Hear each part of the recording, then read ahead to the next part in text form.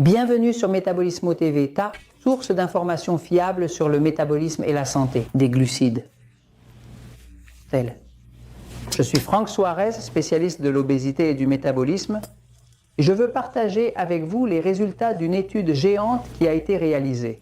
En 18 pays, 5 continents et plus de 135 000 personnes. Je vais un petit moment au tableau. Depuis de nombreuses années, je travaille sur le sujet d'aider les gens à retrouver leur métabolisme, à perdre du poids, à contrôler le diabète sans médicaments, et nous avons constaté que si l'on ne réduit pas les glucides raffinés, ce que nous appelons les aliments de type E, ce type d'aliments qui sont les EPO qui font grossir, qui sont les EPO qui sont des ennemis du contrôle du diabète. Nous parlons du pain, des pâtes, de la farine, du riz, des pommes de terre, des tubercules, qui sont des racines, qui sont des amidons, des céréales, du sucre, des bonbons, des chocolats, du lait, des jus de fruits, des sodas sucrés.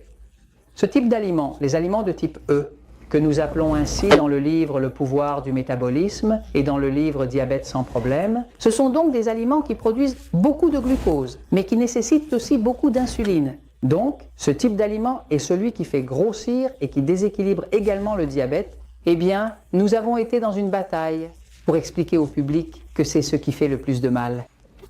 Encore aujourd'hui, l'ancienne nutrition et l'ancienne médecine continuent de parler des maudites calories qui ne servent rien.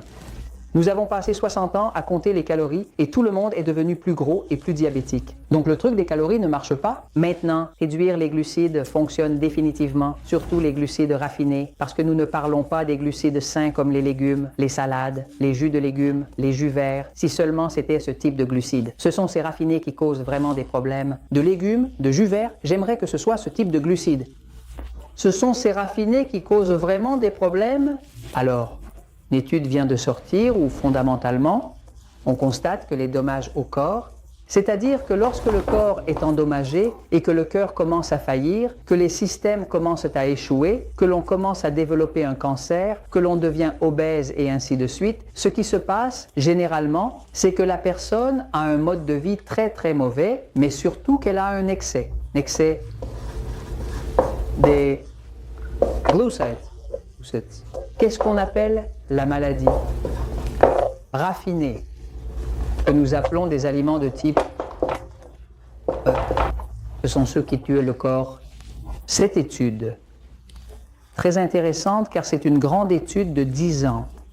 L'étude s'appelle Prospective Urban Rural Epidemiology. L'épidémiologie est la science qui étudie les effets sur la population ou sur les populations du monde de différentes choses. Donc une étude épidémiologique est une étude qui analyse les effets au sein d'une société entière, un pays entier.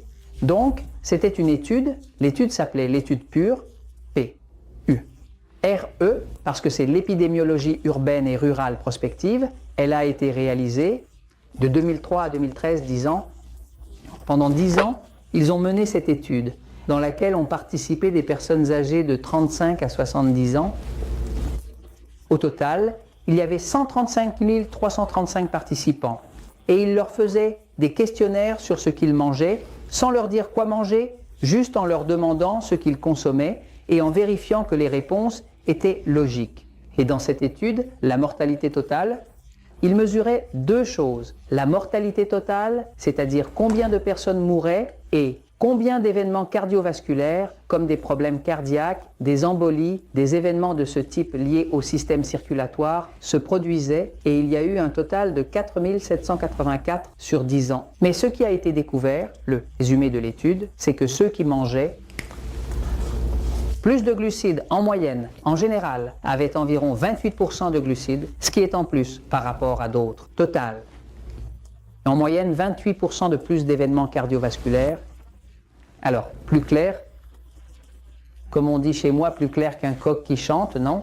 Curieusement, dans la même étude, les scientifiques, les chercheurs, arrivent à la conclusion que ceux qui avaient la consommation la plus élevée de graisse saturée par exemple, n'ont montré à aucun moment aucun type d'augmentation ni de mortalité totale ni d'événements cardiovasculaires. Donc, la seule chose qui produisait l'excès de mortalité et d'événements cardiovasculaires, C'était quoi? L'excès de glucides.